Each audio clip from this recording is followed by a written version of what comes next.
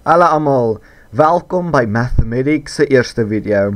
In hierdie video gaan ons bespreek hoe om 'n calculator te gebruik. Ja, dit klink soos 'n dom vraagie, maar as jy ietsie soos die sien wat so baie knoppies is en jy weet nie wat die helfte van daardie knoppies beteken nie, dan moet jy maar hierso sit.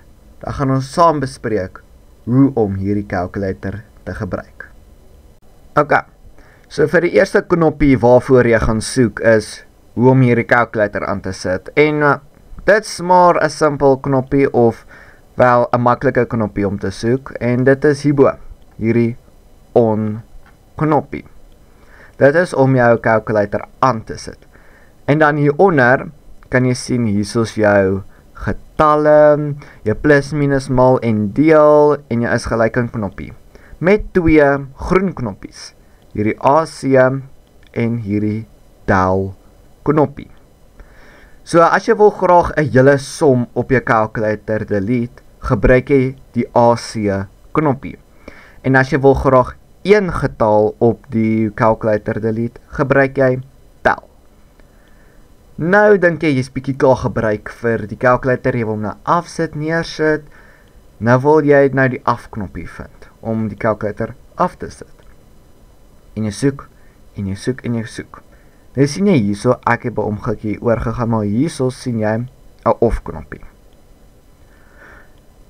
Nou klik jy daardie off knoppie of wel probeer, maar dis die AC knoppie. Dit delete alles, maar dit sit nie jou calculator af nie. Dan hierbo, né? Hierbo is hier twee knoppies, Shift en Alpha. So né, hierdie Shift is geel.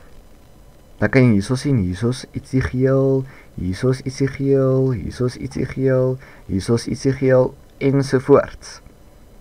So as jy, en dan kan jy sien hierdie off knoppie is ook geel.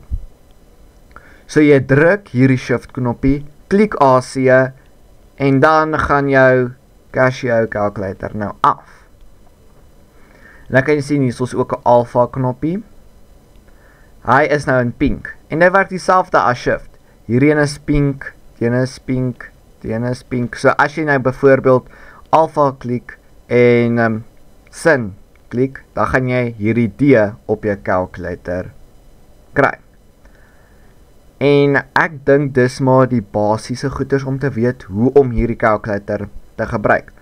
Regdeur, soos die video's wat ek gaan maak, gaan ek meer verduidelik hoe om die calculator te maak, soos byvoorbeeld hoe om breuke op die calculator te sit, hoe om eksponente op die calculator te sit, hoe om pi op te sit vir graad 9, en alles, hoe om hierdie calculator te gebruik. En ek hoop jy het hierdie video geniet, wel, hopelik geniet, en ek hoop ek het dalk iemand gehelp wat onseker was hoe om hierdie calculator te gebruik. En dan sien ek julle in die volgende video.